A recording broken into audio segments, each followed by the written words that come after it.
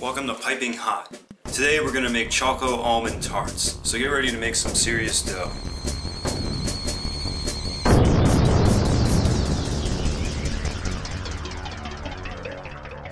Okay, so here's your ingredients for today.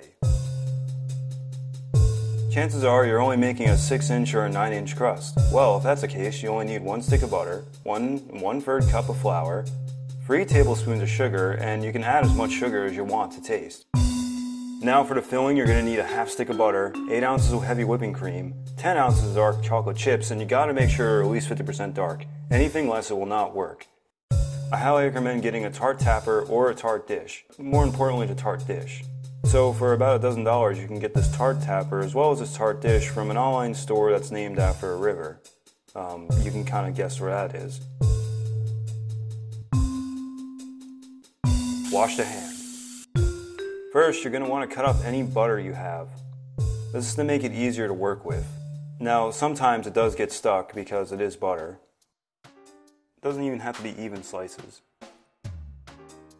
The first thing you want to do is make the crust. So take your flour and just pour it in the bowl. After that, you just add the sugar, remember not too much, and then stir it about whichever way you want. Then you can add the butter in. Now when adding the butter, just do it slowly. You don't have to put it all at once. And of course, use your hands and just gently, massage the dough, make it into something. And just continue to add the extra butter, and it will get messy after this point. After that, flour your tart pan. If you do not flour your tart pan, you'll never get the tart off the pan. So I highly recommend you flour your tart pan.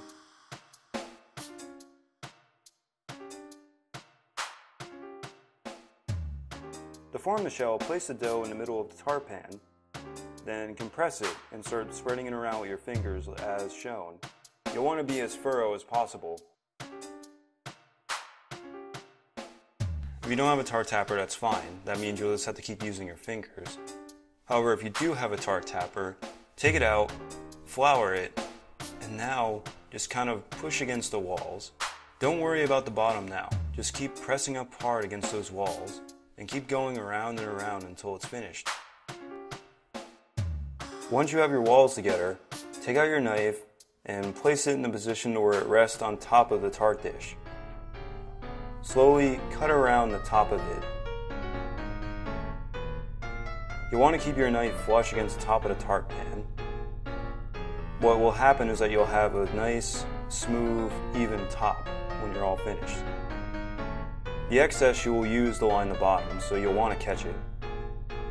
Place the excess back into the tart dish, and then use your fingers to move it out. And of course, you can always finish off the tart tapper. Finally, place some air holes at the bottom so your dough doesn't rise too much. Now, on your 400-degree preheated oven, place it in the middle rack. Your cooking time may vary.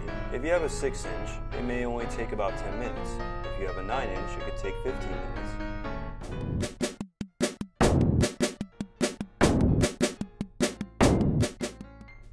So just keep an eye on it. What you're looking for is a nice golden brown crust that's not doughy. Now, wait a half hour for your tart crust to cool down. After it's cooled down, go ahead and add your almonds. Getting started on the filling, you'll want to use a nice saucepan. First, add your heavy whipping cream. Set it to medium heat, maybe just below medium heat. You're going to want your ingredients beside you because this next part is going to be very fast and it can be messed up really easy.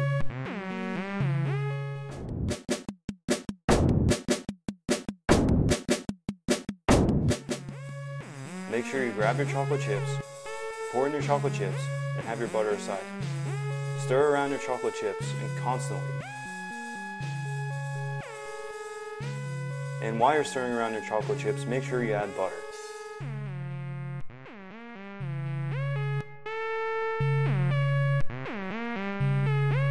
And if you're making a cooking show, your butter probably melted waiting.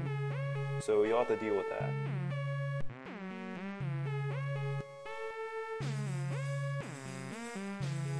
Just continue to stir. You'll want to keep stirring until it turns a dark, rich brown.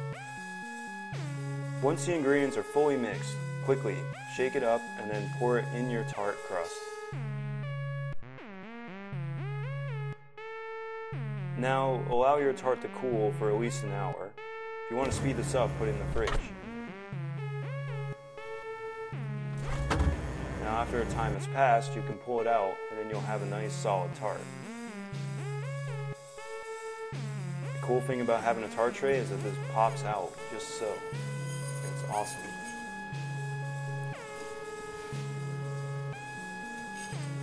The reason why you made the walls thick is so that it could stand on its own like so.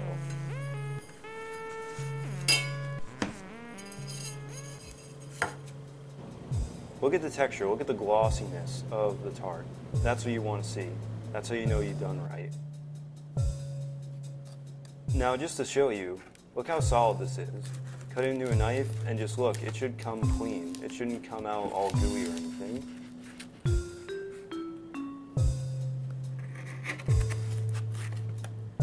Doesn't that look great? Look at the texture. The magnificence, look, even my teeth marks look good. Stay tuned to Sunshine Online Television as we do more mouth-watering and mouth-burning recipes. Have a good night.